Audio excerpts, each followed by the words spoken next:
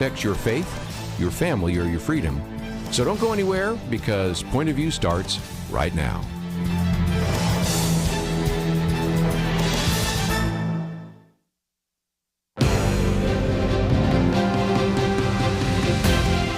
Across America, live, this is Point of View.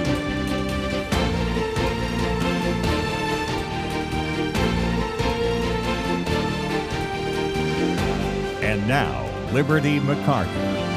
I'm so glad you're with me on Point of View today. It's Liberty McCarter sitting in for Kirby Anderson, and we have a life-filled, a life-focused show for you today. I'm so excited about the interviews. I'll preview them really quickly. We have Jeff and Tricia Bradford in the first hour. I'm about to talk with them. Jeff is the president of Human Coalition, which, if you're a listener of Point of View, you've heard that name before, because that's also where our Chelsea Yeoman works. And Tricia is an ordained worship leader, entrepreneur, and advocate for preborn life, and together they are the co-authors of this wonderful book, Beauty from Ashes, A Christian Couple's Journey from Abortion to Redemption. In the next hour, I'll interview Jennifer Shelton, another powerhouse in the pro-life movement, who is the CEO of Real Options, which is an amazing organization here in DFW, and we'll hear her story as well. But Jeff and Tricia, I'm so excited that you have joined Point of View, and I'm looking forward to our conversation today. Thanks for being here. It's our honor. Thank you. Thank you, Liberty. Well, as the subtitle of your book states, which if people are interested in reading that, we have a link at pointofview.net, so you can easily find it there. But abortion is a part of your story as a couple, and you've been so open and vulnerable with that testimony. And so I thank you for that, because I think it really is impacting lives. And it seems, as I was reading the story, that like so many of our decisions in life, unfortunately, there is a lot of fear and worry and past pain that goes into some of those decisions. So would you mind giving us, an overview of that story and that part of your lives and what went into that decision? Sure, Liberty. It's great to be with you. I'll start with that. And this is a book that we never wanted to write. We never even wanted to tell our story. And for 17 plus years, we never talked about it because of the deep shame and regret that comes along with taking the life of your child. If you can imagine that pain, I don't know if we've ever experienced anything like that before. And so we hit it deeply, even though, as you mentioned in the beginning, that Tricia was an ordained worship leader. I was helped start and build and grow a church. We led organizations, and we thought we were living our lives for Christ, and we were doing our best. But yet, this was the one issue that we never talked about, because of no one talked about it. And even though we led from the front of the church and sat in the pews for many, many years, because no one talked about the issue of abortion, we felt like it was the unforgivable sin. And so for many years, Tricia and I didn't talk about it. I told one person, my best friend from high school, who we've been friends for 40 years, and I remember weeping so much trying to tell him the story, because when you take a life, you can never get that back. And although we know that we've been forgiven, the pain of that decision never goes away. Mm. And Tricia, this is something that at that time, according to the story that you've written, there was a lot of fear surrounding that decision, fear of what others might think, even a lack of guidance from people that you trusted. Did you feel alone during that time and then in the years afterward? For sure. I did a pretty good job of, sweeping it under the rug. But, that's kind of what shame does, and fear. Just because you sweep something under the rug doesn't make it go away. And so, Jeff and I struggled. I mean, we had our own trust issues after that for years. And so, yeah, I just kind of lived in silence. I buried my emotions, thinking, that if I didn't talk about it, maybe the guilt and shame would just, go away, but it never did. And so I carried that wound into my marriage, into motherhood, and it affected how I saw myself and how I showed up for my family. And so, when Jeff and I started talking about, writing this book, I was very hesitant, and because I knew it would mean reliving one of the most painful experiences of my life. And so it would mean, being vulnerable and honest and about something that I kept hidden for so long. And so, it was, that the whole trust issue, it just seeps into all the relationships. You're afraid of trusting anybody with that kind of information. So it's, but here we are. And and as a Christian, I know God has forgiven me, and I know that he sees me, and he knows me, and he loves me. And, what else could I do but share the love of God and how he's shown up in my life and has redeemed my life? And so here we are, writing a book and wanting to share in hopes that another woman or another father that has experienced this would also, go to the Lord and start their healing journey. And it really is a testament of, as I was reading this book, just the Lord's goodness, and that testimony is so powerful because you are so honest. And we're about to go to a break, but we will continue over the hour to allow you both to tell your testimony and your story. But if you, Tricia, I know you mentioned you hope that this book will give hope and encouragement to maybe somebody else who's been in a similar situation. Have you heard feedback or received, any comments from anyone about reading this book or hearing your story and the encouragement that they've received? Because I know this is an issue, especially in the church, that many people deal with, but it's not talked about very often. Yeah, yes. I can jump in, Tricia. You Jeff, may do you have want to answer that? the story as well, but yesterday I got a call from a lady or a message from one of our nurses for a lady who read our book that had been in an unplanned pregnancy and in a similar situation, and she read our book, and she said she was so encouraged by the transparency and the message of the book that it just encouraged her to write her own story, and that she'd been reluctant to do that until she read the book. And so that was a fantastic testimony. And, Liberty, I've had so many men that have come up to me and said, that they had compartmentalized and shoved their abortion or helping someone, procure an abortion, and they had stuffed it so deep that they had not thought about it. And this was bringing healing to them because of the story. And so things like that just make a huge impact for us. Amazing. We're talking with Jeff and Tricia Bradford, leaders of the Human Coalition, and we will be back with more of their story right after this break.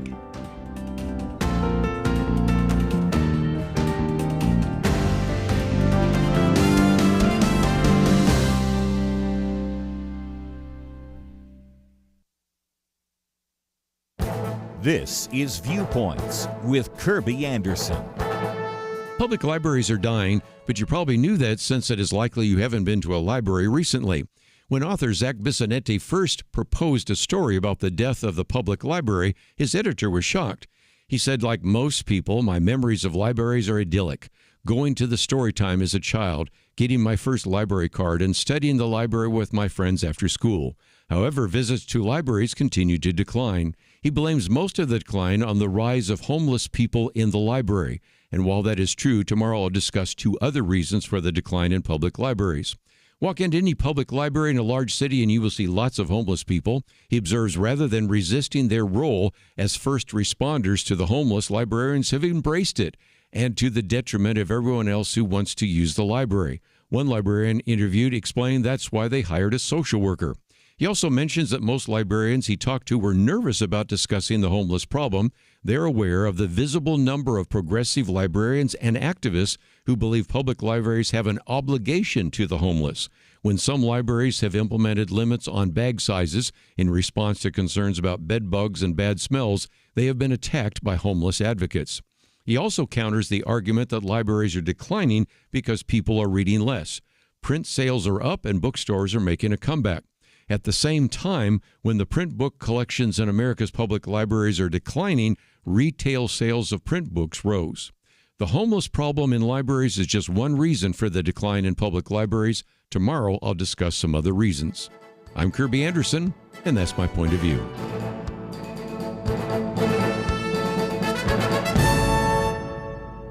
For a free booklet on a biblical view of Israel, go to viewpoints.info/Israel. Viewpoints.info/Israel.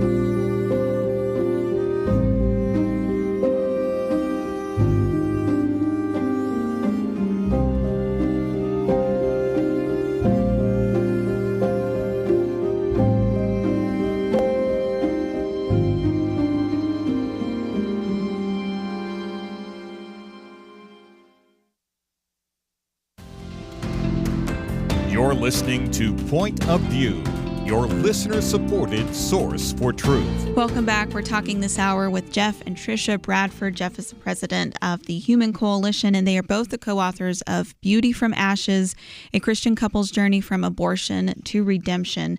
So in sort of the middle of your book, you have chapters 6 through 9. There are several breakthroughs that I think, it seems to me anyways, kind of build on each other. And of course, we know that the enemy wants to keep our secrets in darkness, but there's more freedom. And so you experienced more and more light surrounding this issue that had affected your marriage and your lives. So can you talk about some of those breakthroughs, those steps of confession and bringing that issue out into the open, and how that changed things for you? Sure. I'll start, babe, unless you want to take this. I think one of the things that we would probably both share with you, we have attended the Village Church under Matt Chandler. Many know Matt and the church. And when our children, I forgot what year it was, but when they were, our two oldest were 8th and 9th grade, Matt was talking about a sermon that was about being fully known and fully loved by God. And that particular message that morning hit us really hard. I had started helping with what's now Human Coalition, and so we felt after that message that we needed to share with our two oldest children about the abortion. And so that Sunday afternoon, we called them into our bedroom, and we sat them down, and we shared with them that we took the life of their oldest sister through an abortion before we got married. And I do cry fairly easily when it comes to this issue. It's something that's still painful, and sharing that in the vulnerability and telling your children something like that was the hardest conversation as a father that I'd ever had. Mm. And yet we wanted them to know that no matter what they did, that God would still love them. There's nothing that they could do that would separate them from him. And we also wanted them to know that we would love them the way that the Lord loves us, unconditionally, no matter what. And so we wanted to do that, to create the transparency and the understanding of God's love for us. And so that was a huge moment for us. And, Tricia, I don't know if there's anything you want to add on that. I apologize. That was really good, babe. For me as a wife, and, having children and, I went through many, lots of mood swings. And, for years, I never attributed those to the abortion. And so it was a really kind of a confusing time, even though I'm walking in, being a Christian, I'm leading worship, we're living our lives. But there were many times that I would just have, such, bad behavior, that I was like, Lord, what is underneath all of this? Where's this coming from? This is not who you've called me to be. This is surely not who I want to be as a wife and as a mother. And, he slowly, gently just, took me through a very long process of knowing who he is and then understanding who I was in him. And then of course, the day that we landed in counseling, and having that counselor ask, if I've ever had an abortion, and it was, oh my goodness, how did you know? How did you know? One, the Lord must have prepared your heart to even ask that question. But that's when, through that conversation, that everything started to really make sense.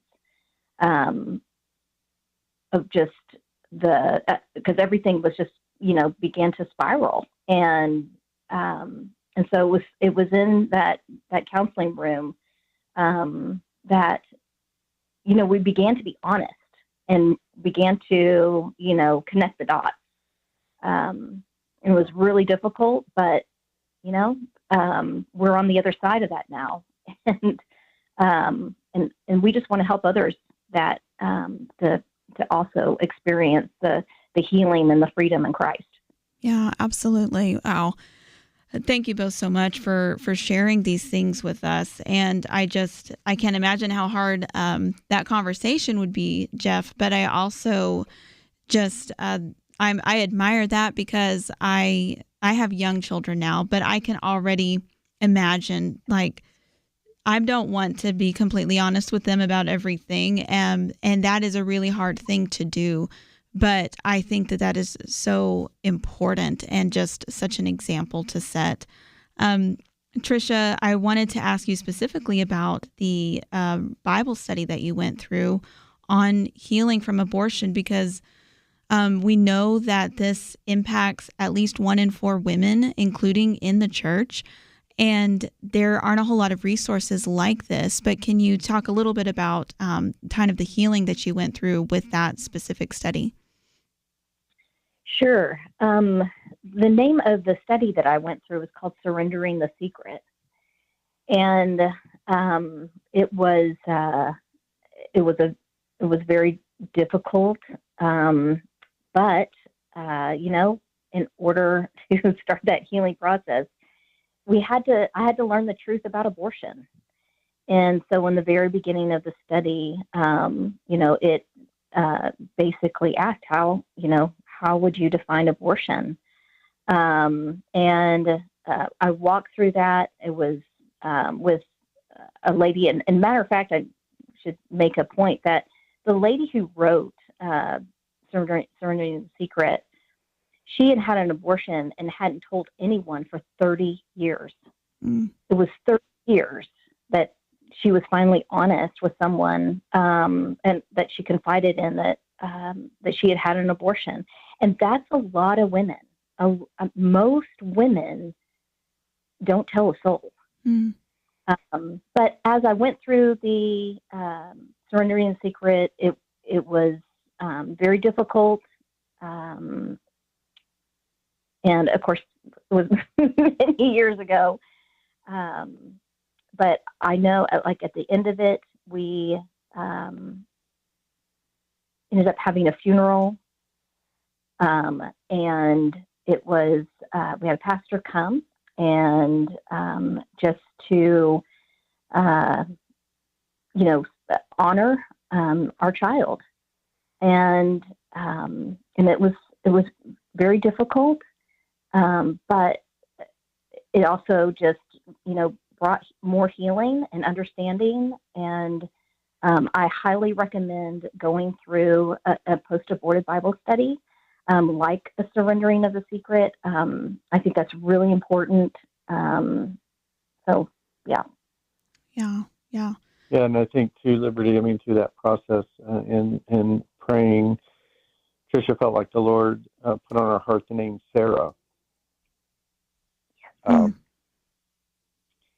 And that was important because, this is a person. She has a name. Yes. And we were able, to honor her, and,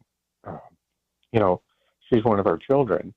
And so that was really cathartic for us and healing, even though that process for Tricia was really difficult. And I didn't go through that with her.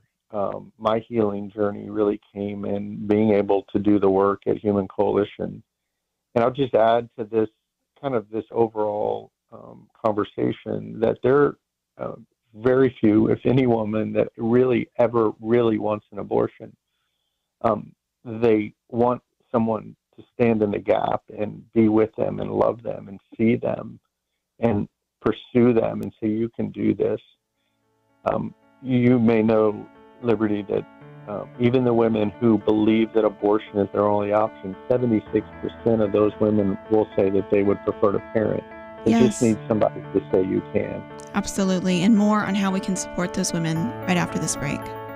The Bible tells us not to worry, and yet there is a lot of worrying stuff in our world today.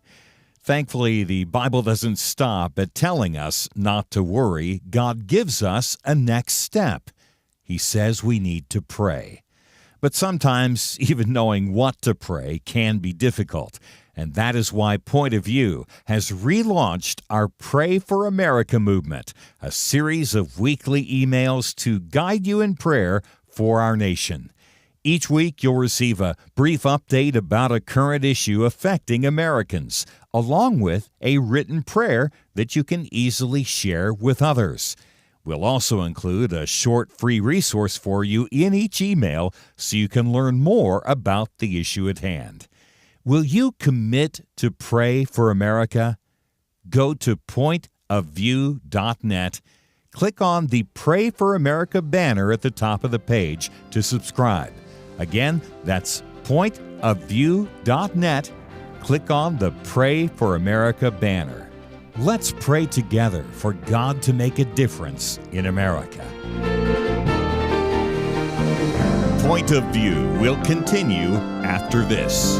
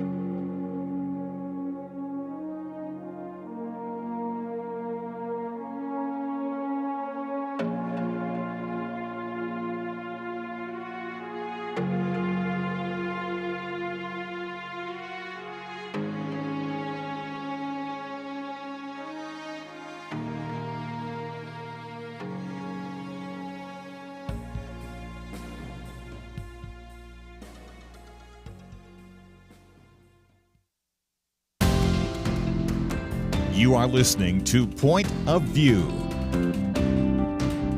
The opinions expressed on Point of View do not necessarily reflect the views of the management or staff of this station. And now, here again is Liberty McCarter. Welcome back. We're still talking with Jeff and Tricia Bradford. Their book, Beauty from Ashes. So if you're just now joining us, we have talked about Jeff and Tricia, the first part of your story, and how there really is freedom in the truth and bringing things into the light. And that's where the healing began to happen for both of you. And then something that maybe you didn't expect, Jeff, there was an opportunity to work for something called Online for Life, which later became the Human Coalition. So can you tell us about the very beginnings of the ministry that you now lead and how you got involved with it? Yeah, it's a pretty miraculous story, and how Human Coalition was birthed, and really how God called me into this. As I think I may have mentioned, it's the last thing that I thought I would ever be doing, because I did not want to do it. In fact, it kind of felt like Jonah running, and the Lord calling me into this. And so what Tricia mentioned, that we found ourselves in Christian counseling one day after really a tsunami of things that we talked about in the book that really hit our lives, including the church splitting and losing our church family. The recession of 2008-09 was really hard on a lot of people in the church and us. And so that week when we went into Christian counseling, we closed the door and Tricia began to cry like I had never seen her before, almost just hysterically. And as we got underneath those tears and that pain from the decision of the abortion. Well, a couple of days later, two of the other co-founders of Online for Life, now Human Coalition, handed me a card that said, "We save," or a card that was Online for Life, and told me that our mission is to save babies from abortion using the internet. I remember just kind of bowing my head and saying, "Lord, what are you doing?" And that was not a coincidence. God just opened my eyes to the issue of abortion, and I was intrigued by really a vision of how to reach women that no one else was doing at that time. The internet seems like forever ago, but no one was using it to reach women who were searching for an abortion, to procure an abortion online. And so we started that work, and I ended up because God just kind of brought all this together for me this one week, I started volunteering and helping, was eventually on the board. But one week, it really, not intentionally, but I watched Schindler's List. And if you remember at the end of that movie, Schindler, towards the end of the war, he was talking to all the Jewish families that he had helped save, and they presented him a ring. Mm. And inscribed on that ring was a Talmudic phrase that saving one life changes the world entire. Wow. And that just struck me. I was like, okay, mm-hmm. I've got to do something more. And so I took off 90 days to help raise $1 million. And I said, this is a no-brainer. We basically created a predictive model that by using the internet and the metrics that we had, we could predict how many babies we could save by the amount of money we raised. And so I went out and all of us started fundraising to raise that $1 million. And we worked really hard for those 90 days, and people thought it was amazing and really encouraging us. But we raised $14,000. Mm. So I was a little short of my $1 million goal. And because I'm a finance major, I realized how important zeros are. Mm-hmm. And we were a number of zeros short. But God got us on our knees and began to just really pray every Saturday morning.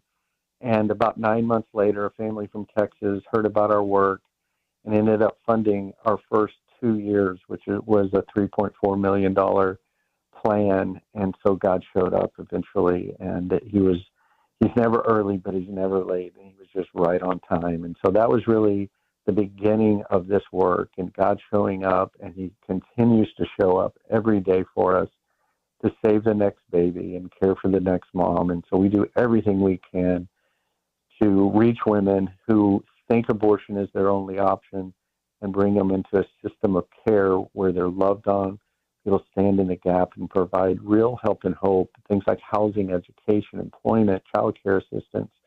These are the areas and services that these women need help with. And so it's an amazing ministry. I pinch myself some days that I get to do this kind of work. And it's just been God's grace and goodness.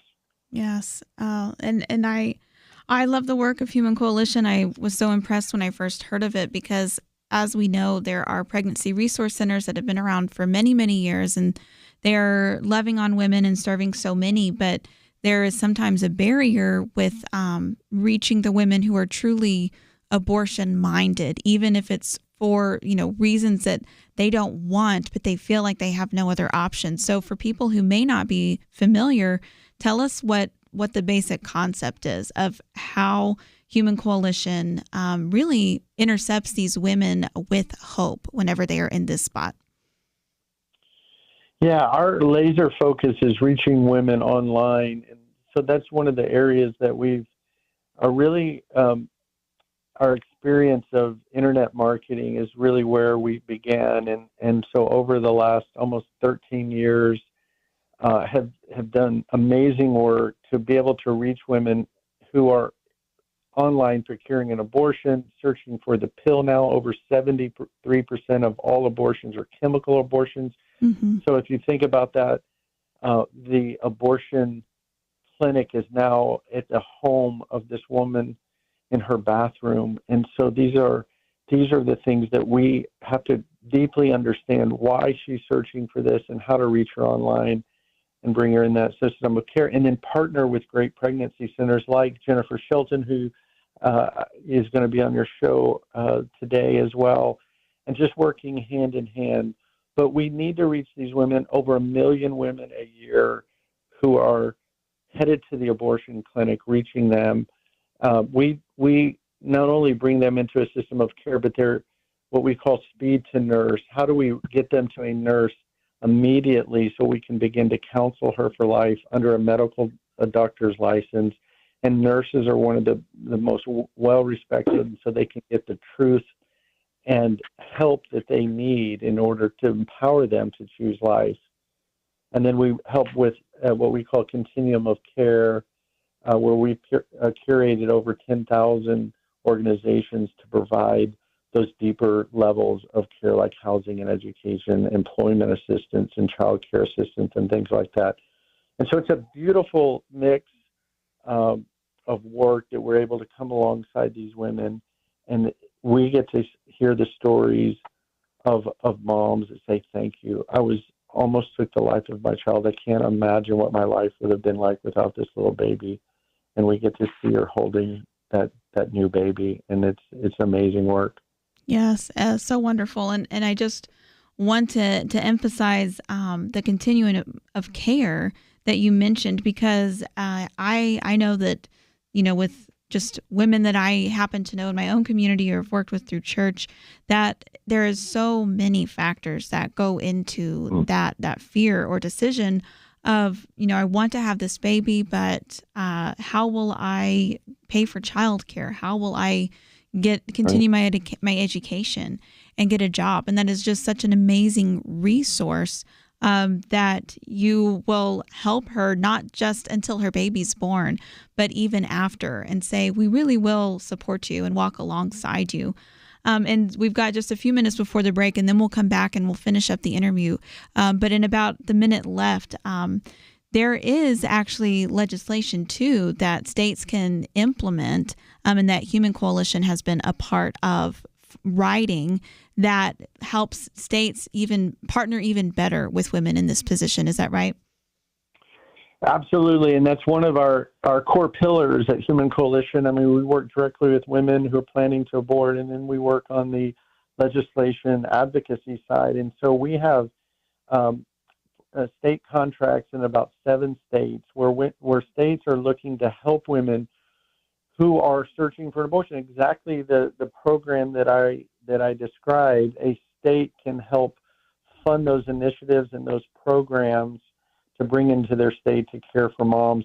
We also add on 2 other elements to that when we do state contracts, one what we call benefit services. And so this is where states can help moms who are, at the poverty level or struggling with jobs and housing and education, but also with TANF and WIC and SNAP and Medicaid, those kinds of benefits that we help service those state by state. And then here in Texas, we also run a maternal health program so that we can help with healthy babies and healthy moms. And that's an amazing work as well. So all those things, resources coming together to make sure. More on that right after this break.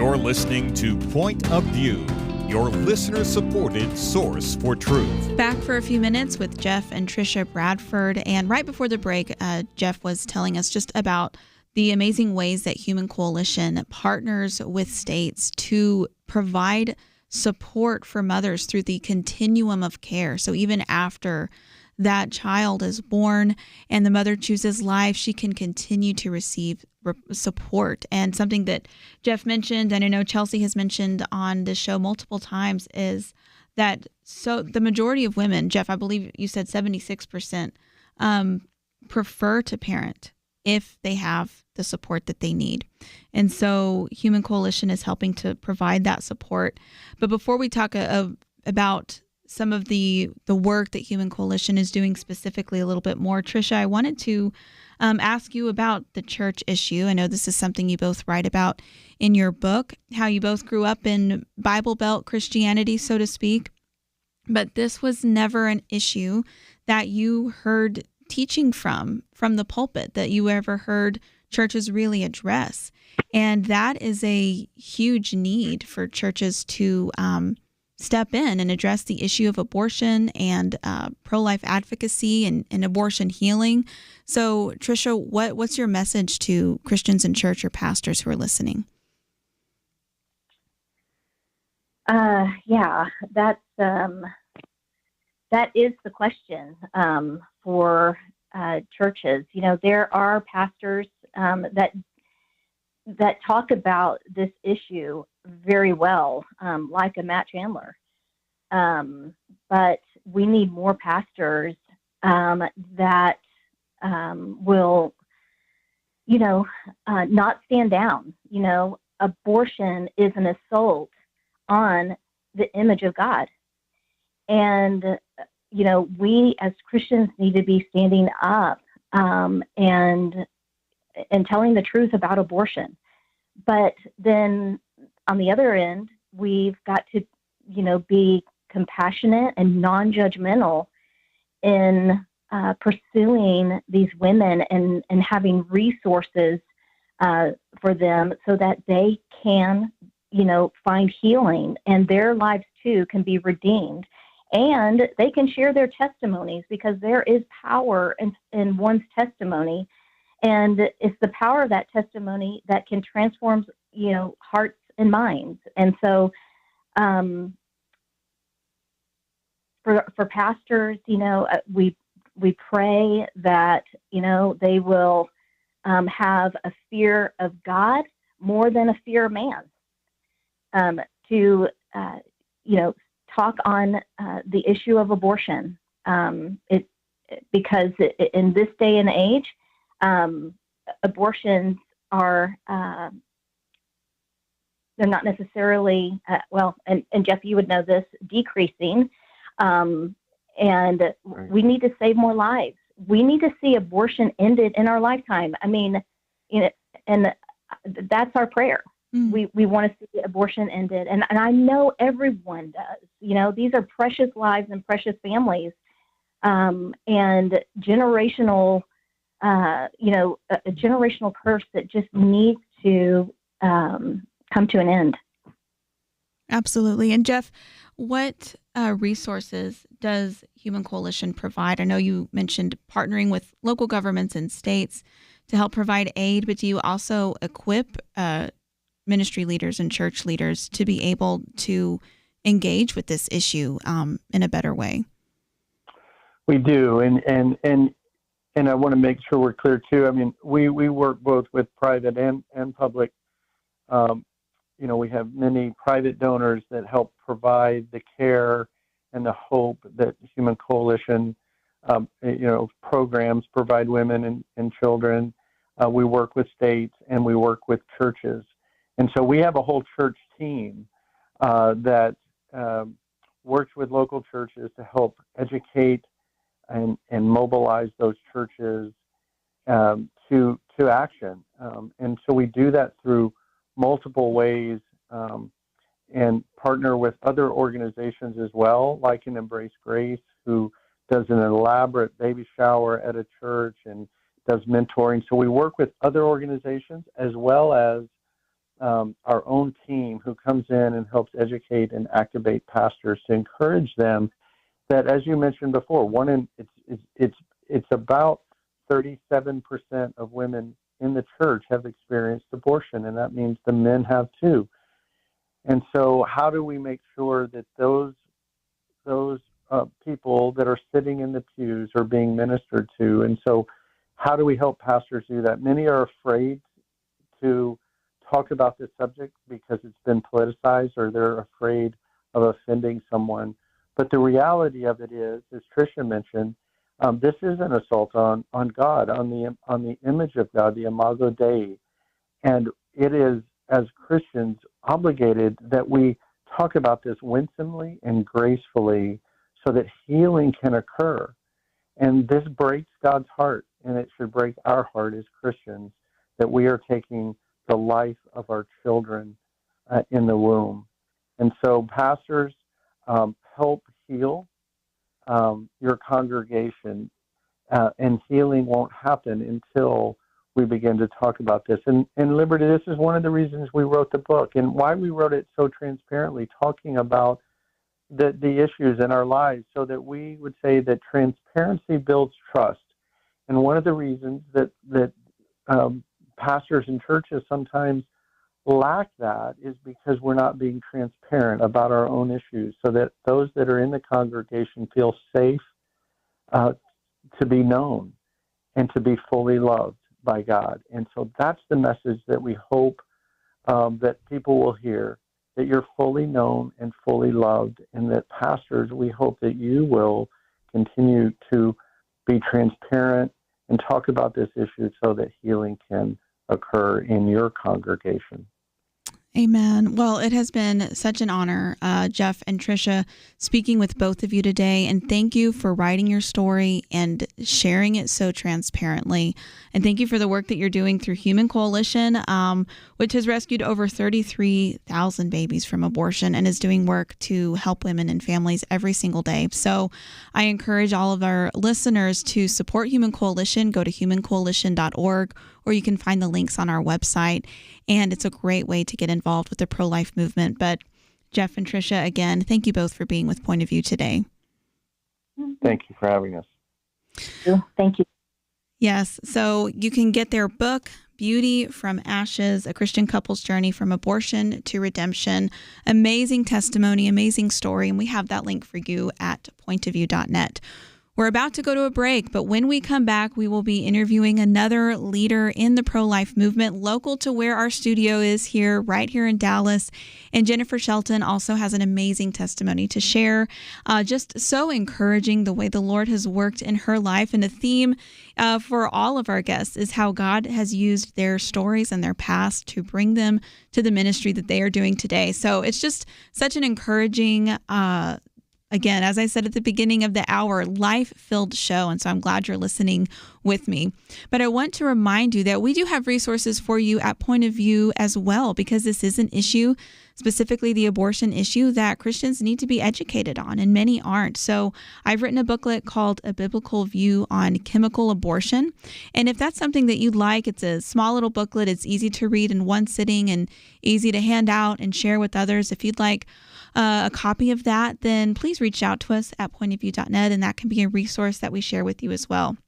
Don't forget that you can follow us on social media, where we have all of our shows live streamed on Facebook and on X. And it's another easy way for you to share the amazing content that we have for you here at Point of View that equips other people around the nation with a biblical perspective on issues like abortion and so many others.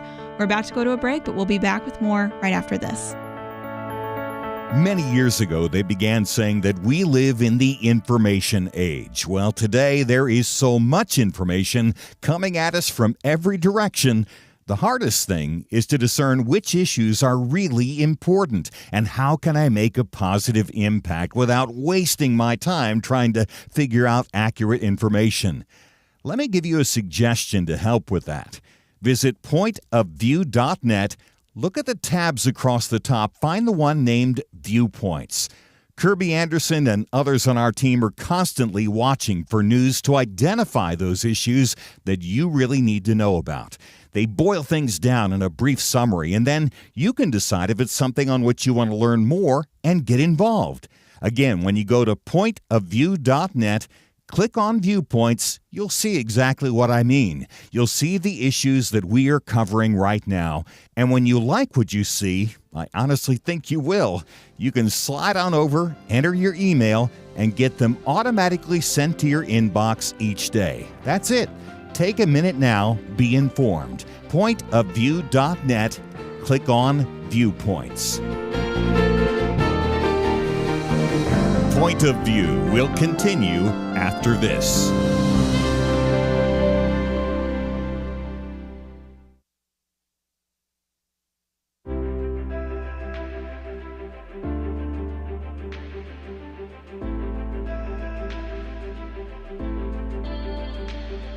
I really appreciate your program. I don't get to listen to it every day because I have to work, but it's a really a blessing to me and to all of us.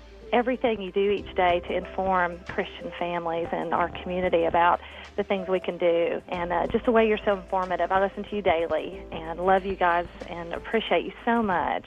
I do appreciate Point of View and what you folks are doing. You really are doing a great job to educate and to help Christian folks do a better job to honor Christ in all that we do. I just appreciate all you guys do. I mean, I learned so much, and it's amazing what you teach that I say to other people, and they look at me like, where did you hear that? So I appreciate you guys.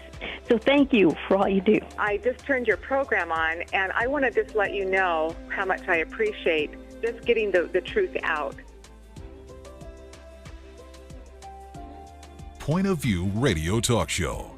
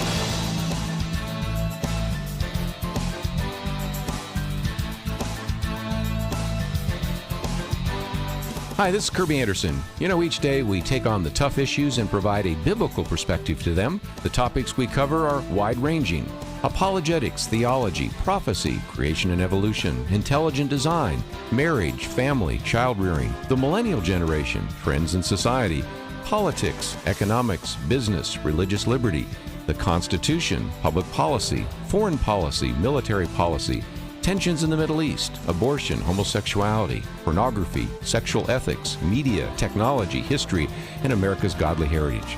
We talk about anything that affects your faith, your family, or your freedom. So don't go anywhere, because Point of View continues right now.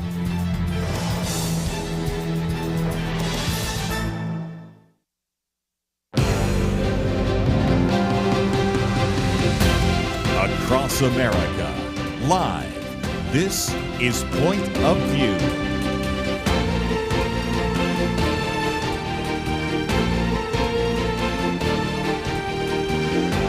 And now, Liberty McCarter. Welcome back to Point of View. So glad you're with us today. I have an amazing guest in studio with me now, Jennifer Shelton, who is the CEO of Real Options. Jennifer, thank you so much for being here today. Thanks for having me. It's a pleasure. I'm so excited to share with our listeners the amazing work that Real Options is doing, as well as your story. So just for people who aren't familiar, Real Options is a pro-life pregnancy resource center that has been serving DFW for 37 years. And your goal is to share the hope of Jesus Christ with the most abortion vulnerable in our community by promoting a culture of life where abortion and sex outside of marriage are no longer chosen. And I love that just because it acknowledges that right off the bat, ultimate change is something that really comes through culture and changing people's hearts. And so I know you are, aware of the advocacy and involved in that, I'm sure, but just also reaching people where they are and meeting them in their need. So that's so beautiful. And we'll get more into the specific ways that you're doing that in a moment. But Jennifer, can you tell us your story? It begins with adoption, and there's an amazing twist in there that's definitely a God thing. So I'd love to hear your story. Sure.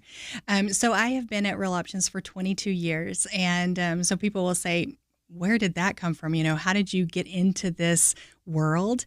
And it wasn't what I thought it was going to be. I actually planned on going into women's ministry. I got a biblical studies degree, and that's the direction I was going in. But the Lord had other plans and started opening doors and allowing me to hear a little bit more of my story. And then it all started making sense.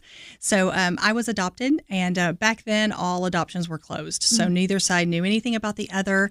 And so I was very content. I had a wonderful mom and dad, and never felt this urge, this need that I had to find her. But I was a senior in college and started having very vivid dreams of a young girl being pregnant. And every time I woke up, I just felt like the Holy Spirit said, find her. And so I called my dad, who happened to be a private investigator. That always helps. You just need one of those in the family, And so he found my birth mother's name, and he told my mom, and my mom's face went pale and she ran out of the room. She comes running back in carrying a coffee cup, crying. And he's like, what is wrong? And she said, I know her. So my birth mother was 14 when she got pregnant with me, and my mom was teaching her at the time. It was her favorite student. Wow. Oh, my goodness. And so my birth mother had a terrible home life, and so was in my mom's classroom after school most days. And when she had graduated high school, she had brought my mom this coffee cup, and she kept it all these years.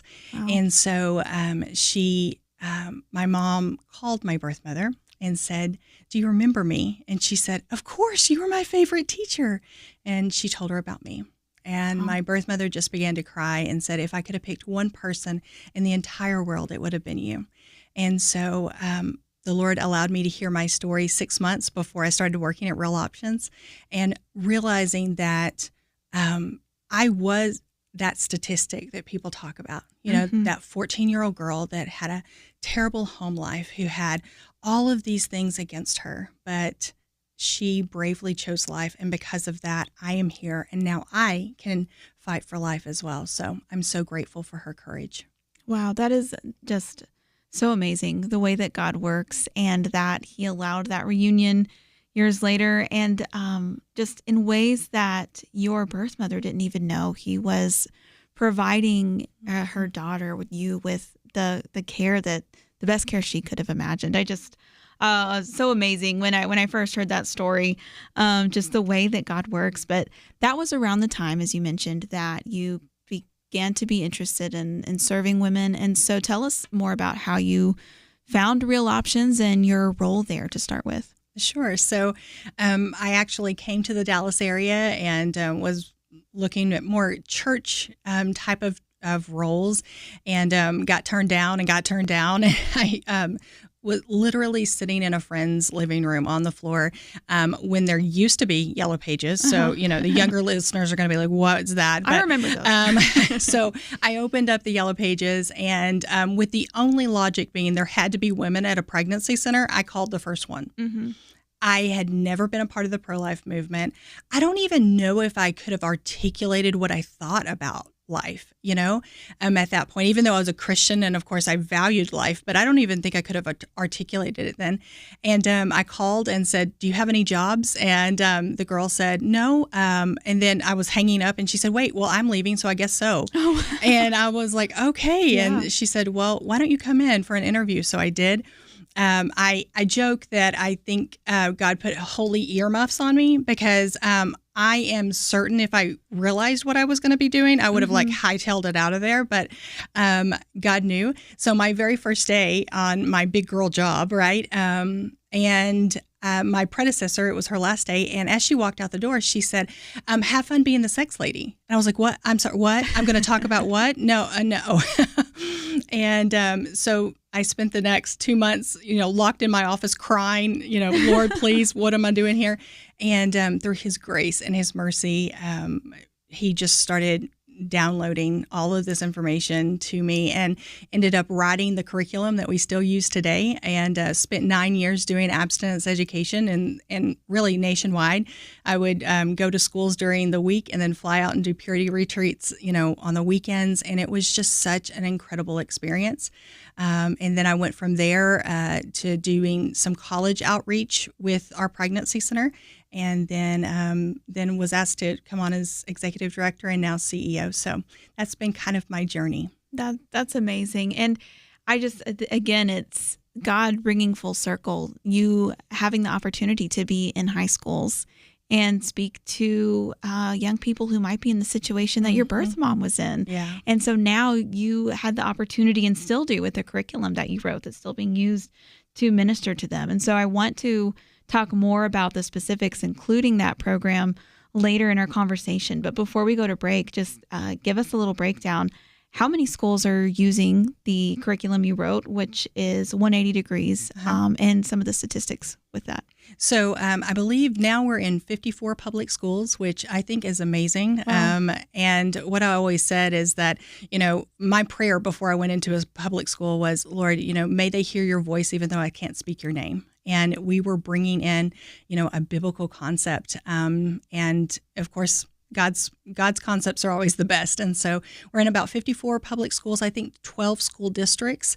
And then we also go to churches as well. So we have a Christian curriculum along with our secular curriculum too. So, wow, that's amazing. Last year, I think we have 3 full-time speakers now. So it's grown quite a bit. Mm-hmm. And I think last year they spoke to over 15,000 students. So it is growing, and it's been a blessing to see it. Yeah. So Real Options, you are reaching the mom who is needing help, and then you're talking to the young people, to teenagers who are thinking about these things, encountering them. And I want to talk about that and give our listeners some details of how they can get involved and support that work. But as a reminder, if you have young people in your life and you want to share some resources with them, don't forget that we have podcasts. Young adults and teens are more likely to listen to podcasts than live radio, but that's okay because Point of View has several podcasts available, including Know Why Podcast, of course, highlights on Spotify. And so you can find all that information at pointofview.net. We have more resources and conversations to talk about with Jennifer right after this break.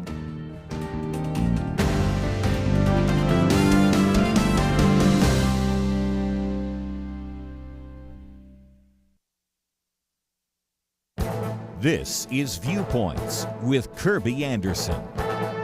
Public libraries are dying, but you probably knew that since it is likely you haven't been to a library recently. When author Zach Bissonette first proposed a story about the death of the public library, his editor was shocked. He said, like most people, my memories of libraries are idyllic. Going to the story time as a child, getting my first library card, and studying the library with my friends after school. However, visits to libraries continue to decline. He blames most of the decline on the rise of homeless people in the library. And while that is true, tomorrow I'll discuss 2 other reasons for the decline in public libraries. Walk into any public library in a large city and you will see lots of homeless people. He observes rather than resisting their role as first responders to the homeless, librarians have embraced it, and to the detriment of everyone else who wants to use the library. One librarian interviewed explained that's why they hired a social worker. He also mentions that most librarians he talked to were nervous about discussing the homeless problem. They're aware of the visible number of progressive librarians and activists who believe public libraries have an obligation to the homeless. When some libraries have implemented limits on bag sizes in response to concerns about bed bugs and bad smells, they have been attacked by homeless advocates. He also counters the argument that libraries are declining because people are reading less. Print sales are up and bookstores are making a comeback. At the same time, when the print book collections in America's public libraries are declining, retail sales of print books rose. The homeless problem in libraries is just one reason for the decline in public libraries. Tomorrow, I'll discuss some other reasons. I'm Kirby Anderson, and that's my point of view.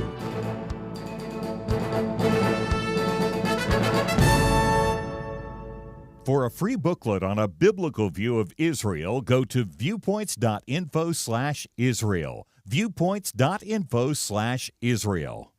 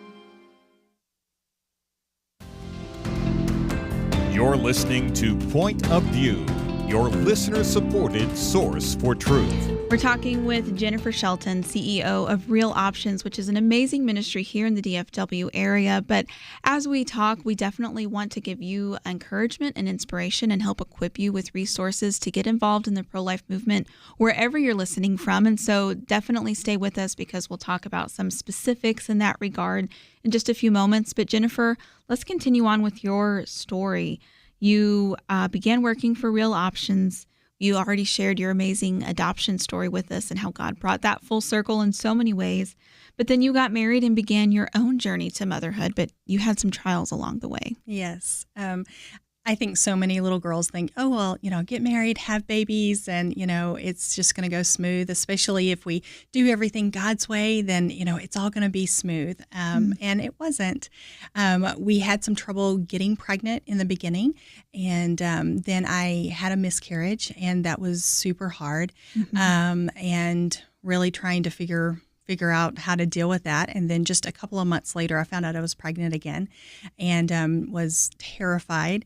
And we, week by week, we kept making it. And then I was about 10 weeks and actually had a sonogram at our pregnancy center and found out that there wasn't a heartbeat anymore. Oh. And I remember so vividly sitting there and the thing that I said, and, I say this transparently because I think so many times people will say, oh, well, I ran straight to the Lord, but I questioned it. I questioned God's goodness. Like, why would you take my child when I'm serving women who don't want their children? Like, it was just this dichotomy that I was really struggling with. And one of the many reasons I love our Lord is that He's okay with that.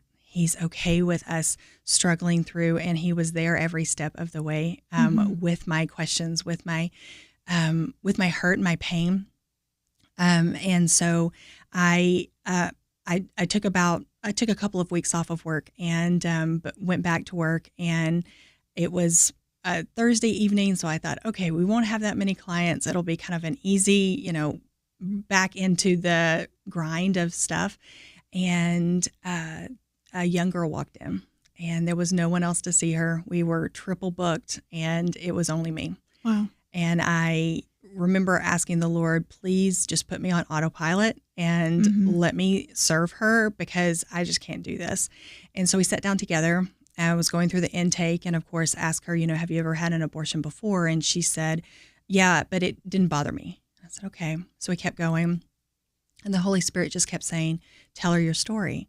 And I thought, she doesn't want to hear my story. This isn't about me. It's about her, all the things. But the Holy Spirit wouldn't let it go. And so finally I just looked at her and I said, listen, I know you said that you had an abortion and it didn't affect you, and I respect that, but I want you to know that I just had 2 miscarriages and I'm grieving. And if you ever need a safe place to grieve, this is it. Mm. And she just broke. Wow. And started crying. And she looked at me and she said, I want to show you something. And she took a sonogram picture out of her wallet and she handed it to me. And she said, this is my son the day I aborted him. And I have grieved every day and couldn't tell anybody. Wow. And so that day, I had been questioning if I could stay in the pro-life movement. How can I stay in the pro-life movement when all I want so desperately is a child? And that day, 2 mothers grieved together. We prayed together. We healed together. And because of that, I knew that God could still use me in this movement. And that young lady chose life that day. So I, said, okay, God, I'm going to stick this out. I'm going to do this, and I'm going to walk this road no matter how hard it is. And year after year, just continuing to have faith. And I went on a staff retreat to the Billy Graham, the Cove, and I felt like the Holy Spirit said, I want you to go and spend some time with me. And I honestly didn't want to. I was just like, not today. And I took my Bible and my journal pretty much begrudgingly and stomped off down this trail. And there was, down the trail, there was nothing. It was just in the forest, and they have these little benches all over. And so I was all by myself sitting there, and I just broke. And I just cried out to the Lord and said, Lord, I'm going to trust you and I'm going to follow you, whether you choose to allow me to be a mother this side of heaven or only on that side. And I heard my name. I actually turned around and I thought it was my husband, and there was no one there. And the presence of God fell, and I knew he had spoken my name. And he said, I'm going to give you the desires of your heart. And then he told me to write a letter to Ava Jane. So I opened up my journal and I started writing to this little girl that I didn't know if I'd ever really meet, and wrote to her. And I held that in my heart for year after year after year. And 9 years later, my husband and I had gone to a praise and worship night, and he had leaned over and he was praying over me, but I couldn't hear him. And I had knelt down and asked the Lord, what do you want us to do? Because we had had failed adoption attempts. We had had all these things. And he said, do nothing. And at that point, I was not happy. I was like, I'm tired of doing nothing. But he said, do nothing. Just trust me. And about a week later, I found out I was pregnant. And then I started having complications again. And I just thought, I can't handle grief. I can't handle this again. And so we went to my first sonogram appointment, and I couldn't even look at the screen. And all of a sudden, my husband said, there's a heartbeat. Oh, wow. And so I start crying. Yeah. And the sonographer said, do you want to know about the date of conception? And so she told us, and it was the night of the praise and worship night. And my husband starts crying and said, the Lord told me to lay hands on you and pray that your womb would be opened. And then, 9 months later, our little Ava Jane was born. Oh, my goodness. What a testimony, and just God's faithfulness in leading you and using you even in your grief, and then blessing you. And something you shared in your testimony that is available online, and I watched before this interview, what's the meaning of your daughter's name? Yeah. So a couple of years after he gave her her name to me, he woke me up in the middle of the night and said, "Go look it up." And so I did, and it means God's gracious gift of life. Wow. So beautiful. Thank you for sharing that. And just, such an amazing testimony. And I'm sure that touches the hearts of so many women listening. So let's talk a little bit more about the work that you're doing. So God led you to Real Options, and now you are heading up the organization. And we want to talk about ways people can get involved in the pro-life movement, no matter where they are listening from. But you're doing some amazing work. So just in 2024, you served over 1,000 women, had 671 decisions for life, provided 898 sonograms, and 88 decisions for Christ. And I love that too, because I'm sure when women come in to a place like Real Options, yes, there's the immediate need of, I'm pregnant and I don't know what to do, but there's deeper pain. There's a spiritual longings there as well that you guys are able to minister to and probably pull on your own testimonies, I'm sure. Mm-hmm. Absolutely. The gospel is at the core of who we are and what we do and why we do it. And actually, our tagline is helping to save lives on earth and for eternity, because that's one thing is we, of course, want to save that child so that we can see the legacy from that. But that is only a lifetime versus eternity. And so we want to do both. And if we can introduce that mom and dad to Jesus, and then that child gets brought up in a Christian home, that's the biggest win there is.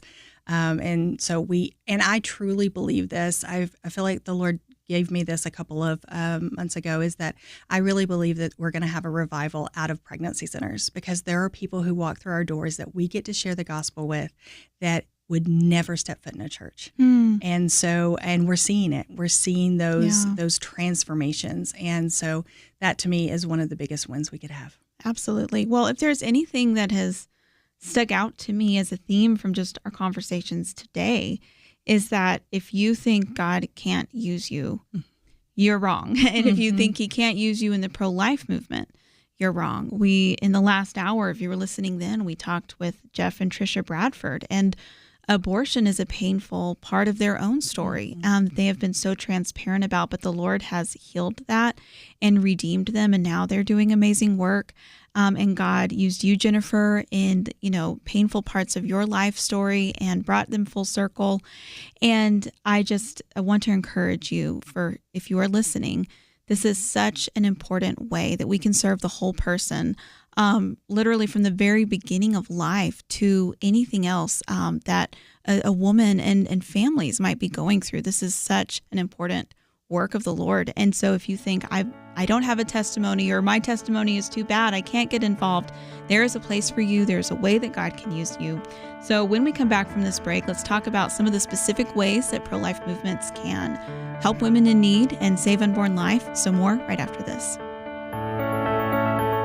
It was not that long ago that censorship appeared to be almost inevitable. Free speech was being attacked and strangled in many places. And some of us wondered if this was the end. But now, many feel a new sense of hope, a chance for a fresh dawn.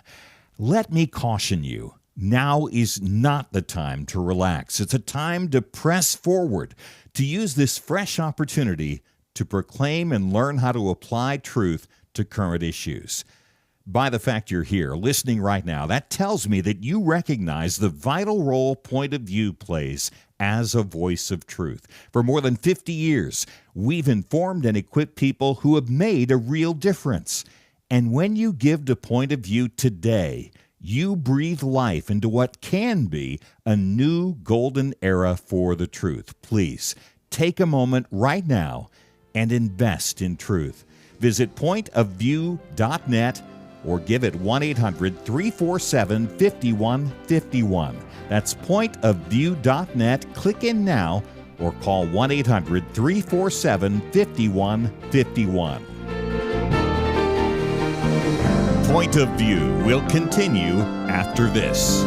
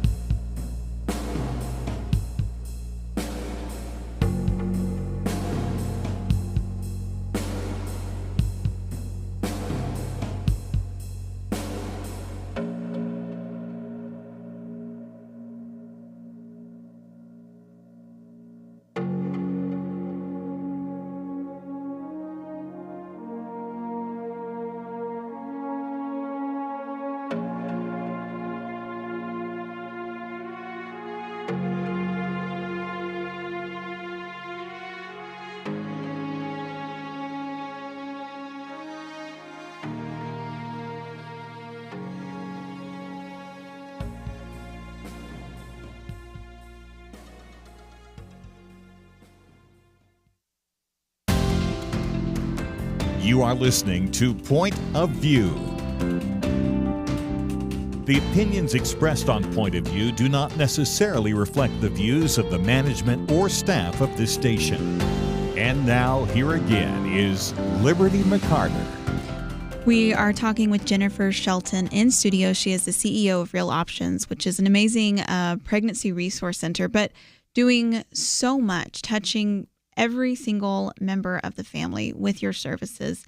And I want to also talk about how you don't stop ministering to the woman, even if she chooses to have an abortion. And that is such a picture of grace. And it's probably not too common in many places in the pro-life movement, but there is still ministry that is needed, and God can still work in those moments. And you were telling me a story over the break, Jennifer. Do you want to share that? Sure.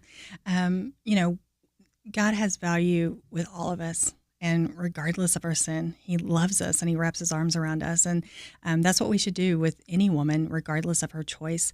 And so we actually had the opportunity to do that with one of our clients who came in, and we did all the things we were supposed to do, the counseling, the sonogram, all of it, and she chose abortion.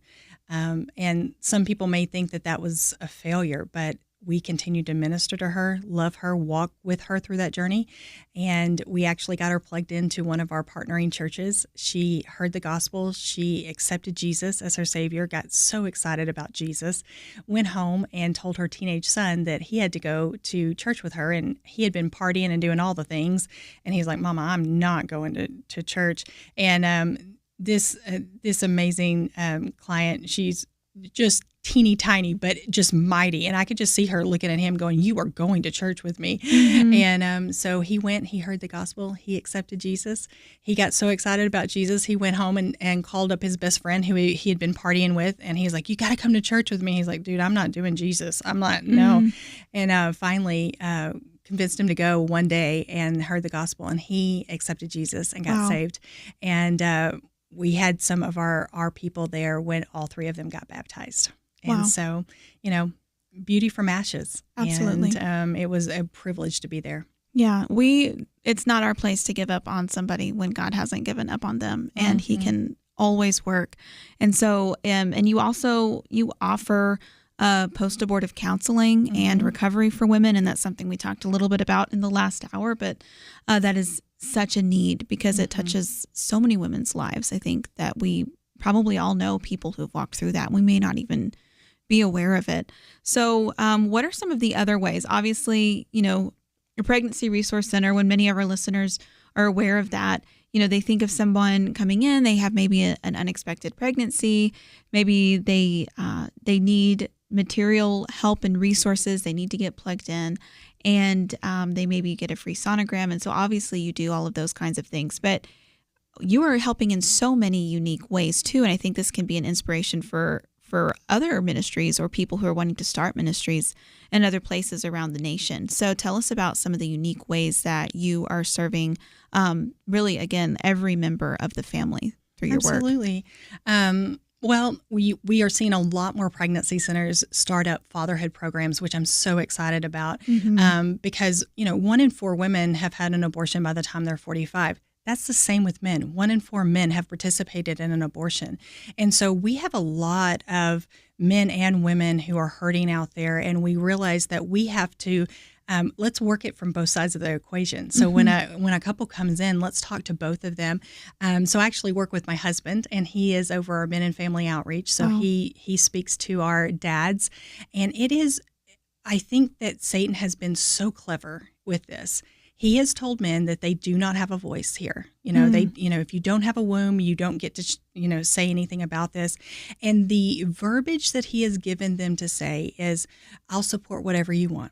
Yeah. And what I have found through talking to countless women who've had abortions before, whose partner said those very same words, they said, as soon as they said that, all the weight came to me. Everything was my choice. And so all the shame and guilt is mine. Wow. And so it is such a clever way for Satan to take away the voice of the men who God has entrusted to protect us. Wow. And so we created our fatherhood program, and we actually had a couple who walked in, young couple, both of them, abortion minded. She went through the counseling and the sonogram. My husband talked to the young man and asked him, well, what do you want to do? Mm-hmm. And he said, well, I would like to keep this baby. And he said, well, have you told her that? And he said, no, I told her whatever she wants to do, I'm going to be respectful. And my husband really pressed him and said, why don't you tell her you want to be a dad? Yeah. Just tell her, give her those words. And even after the sonogram, the girl was so hard and said, no, I'm having this abortion. Nothing's going to change my mind. They left. The next day, the girl called back, and her first words were, what did that guy say to my boyfriend? We're thinking, oh, no. And she said, we got in the car, and he looked at me, and he said he wanted to be a dad. Wow. And that's all I ever wanted to hear. Mm-hmm. And that was it. That's what changed their minds. And so not only are we getting to use this fatherhood program inside our clinic, but also we've had some really unique opportunities to take that same fatherhood inside the jails. And so we actually started the first class in Collin County, and it filled up with a waiting list, and then another one filled up with a waiting list. Most of these men that are in jail have never had fathers, so they don't have the knowledge to be fathers themselves. And if we can get down to the roots of what's causing abortion, like fatherlessness and these type of things, that's when we're really going to change the culture. And so that's one way. And then another way is by partnering with anti-trafficking organizations. We realized that there was a real intersection between anti-trafficking, their efforts, and our efforts, because about 85% of survivors have had abortions by the time that they're rescued. Many of them forced, and many of them have had multiple ones. Many of them are pregnant when they are rescued, and so we wanted to be able to be a safe place for them to land. And we realized that from talking to some of these organizations that some of them had poor experiences at pregnancy centers, not because the pregnancy center did anything wrong, but because their trauma is so very different. Yes. I mean, if you just think about sharing the gospel and you talk about sin with someone who's been in captivity for 10 years, that is a very different concept, right? And so we went to these organizations and said, teach us how to talk the language, to do the things, to be a safe place for them. And so we kind of have a task force now to be able to serve all of those survivors. And we did that by bringing on a mid-level nurse practitioner, so she can do a little bit more things than our regular nurse and sonographers. And so trying to expand and really get to the roots of things. Yeah, that is amazing. And that is unfortunately such a prevalent issue. And so just amazing work that you are doing and being trauma informed to meet people in different situations where they are. That is so needed. And so again, for listeners, if you're thinking, well, I don't know much about the pro-life movement, but I have counseling experience, or, you have experience in different ways, God can use that. Absolutely. And so there are so many needs within the pro-life movement. And I love what you said about fathers, because as we have mentioned on this program before, so many women want to parent, but they don't feel like they have the support that they need. And again, it's that lie that it sounds supportive to say whatever you want, but you hear, I don't really want to be a dad, or I'm not going to be there for you. And I've spoken with people who have heard the opposite, just like in that story, and said, hey, it's going to be okay no matter what. I'm going to be here for you. And that changes everything. Yeah. That's so that is amazing that you are doing that. One thing I do want to talk about, though, is how has the landscape changed post-Dobbs? Because we know that Roe versus Wade was overturned, which is great. But now you have the abortion pill, which is just becoming such a problem. I mean, even just some of the things you're telling me over the break. And so, I mean, we're about to go to another break, but we have about a minute. So give us a little bit of the kind of a preview of how that's changed things. And then after the break, we'll dive more into that. Sure. I've been in the movement for so long, it's changed, but this has been the biggest catalyst. And the best way I can explain it is, before we had to convince a woman to walk through our doors instead of the abortion clinic's doors. Now we have to convince her to walk through our doors instead of sit on her couch, watch Netflix, and wait for her abortion pills to arrive. Wow. It is a very different a very different ask, and it's made things a lot harder. And it's not pro-woman, No. the way that this is being handled. And so, again, I mentioned this in the last hour, but we do have a booklet available, Biblical View on Chemical Abortion. I wrote it. It has a lot of research and data in it just so you can understand how prevalent chemical abortion or the abortion pill is, especially now post-Roe and after the Dobbs decision, and what it actually does. Because, Jennifer, and I'm sure you guys are seeing this too, so many women are just uneducated about what the process actually is, and they are not being informed by the abortion providers who are sending these pills out. So we'll talk more about that and a few other issues right after this break.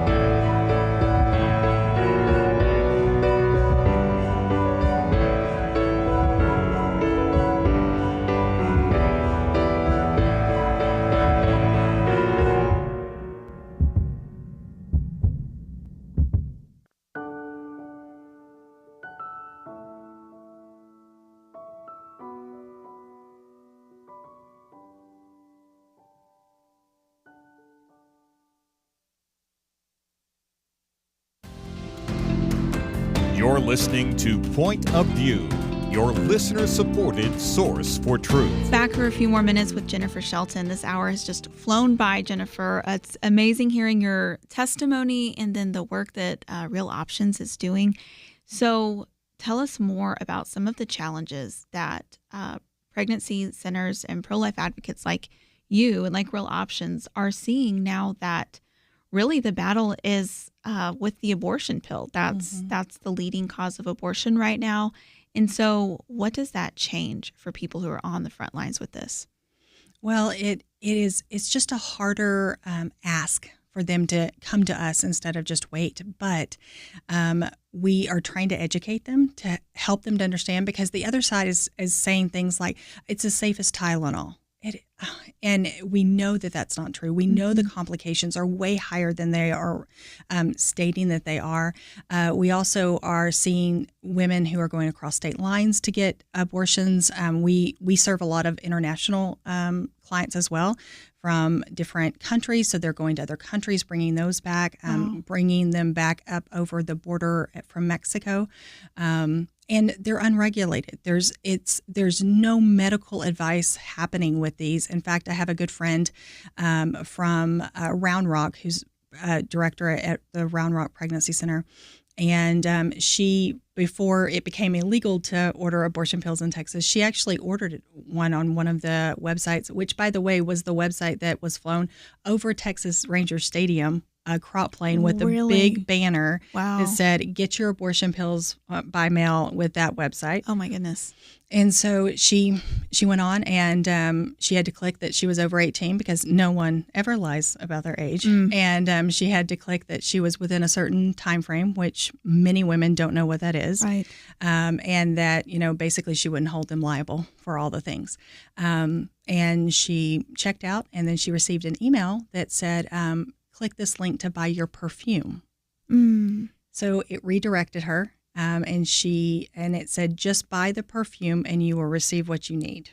And so she bought this perfume, paid her money. I think it was $30. And a couple of days later, received a envelope with a little baggie with 5 white pills.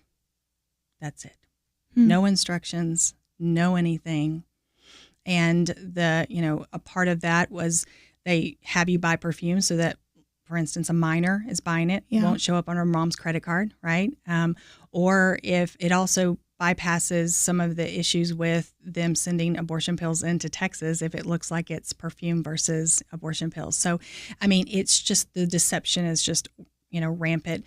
Also, we had a woman who went to Kansas to get abortion pills, came back, and she had taken several, started bleeding again, went to the ER. They found a heartbeat. So she called the abortion clinic, and they said, just take all the other pills we gave you. Well, by the time she reached Real Options, she had taken 13 abortion pills. Wow. And so there's no regulation. There's no help. And the thing is that it's also creating abortions already has such a horrible emotional impact, but this makes their bathrooms abortion clinics.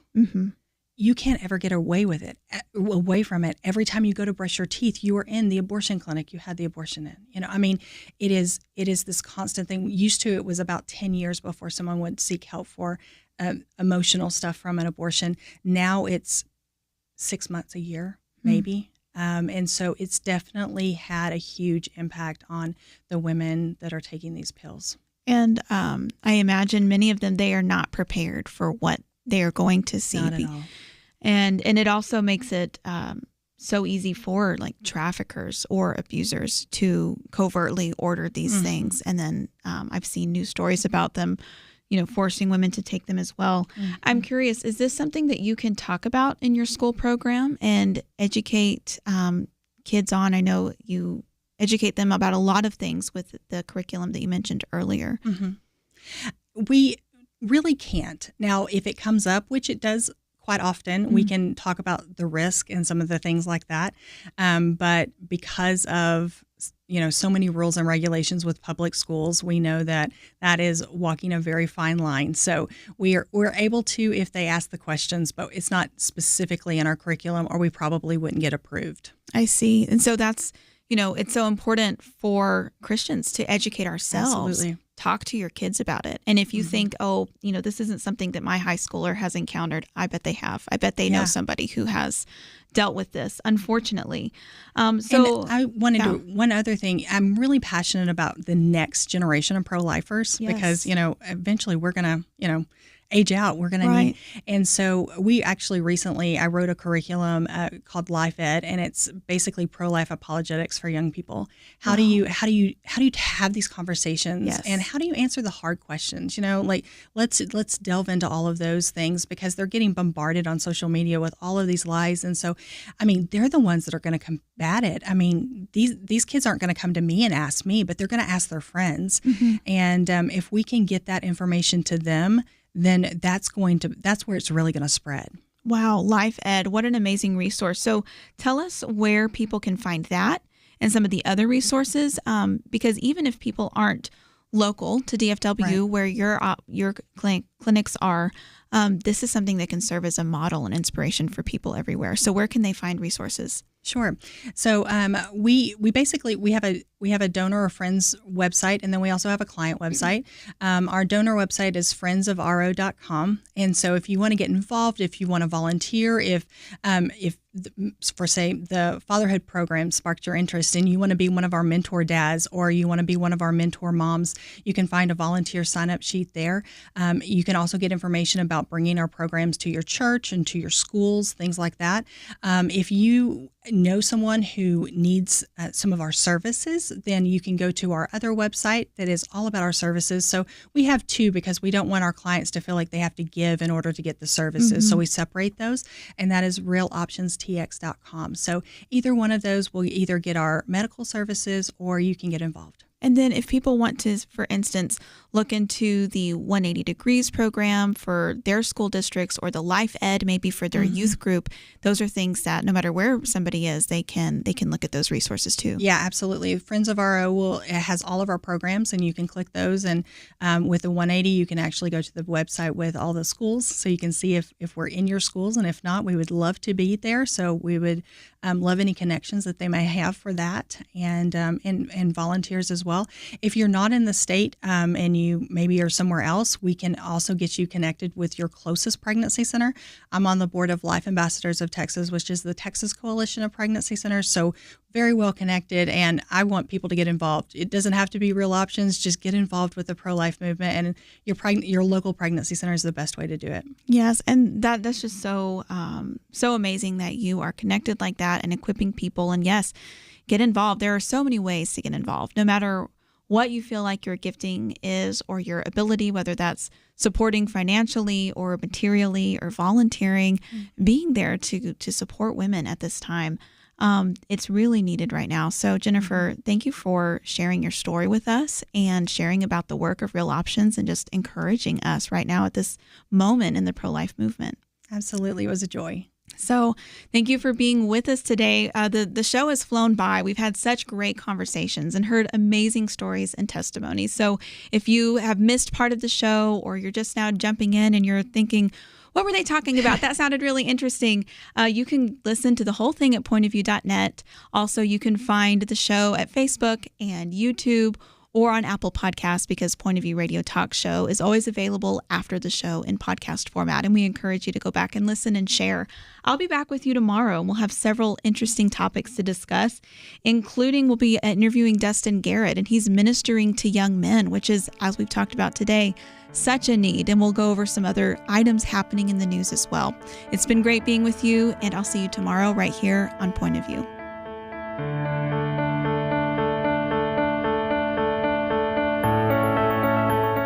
In 19th century London, two towering historical figures did battle, not with guns and bombs, but words and ideas. London was home to Karl Marx, the father of communism, and legendary Baptist preacher Charles Spurgeon. London was in many ways the center of the world, economically, militarily, and intellectually. Marx sought to destroy religion, the family, and everything the Bible supports. Spurgeon stood against him, warning of socialism's dangers. Spurgeon understood Christianity is not just religious truth, it is truth for all of life. Where do you find men with that kind of wisdom to stand against darkness today? Get the light you need on today's most pressing issues delivered to your inbox when you sign up for the Viewpoints commentary at pointofview.net/signup. Every weekday in less than 2 minutes, you'll learn how to be a person of light to stand against darkness in our time. It's free, so visit pointofview.net/signup right now. pointofview.net/signup.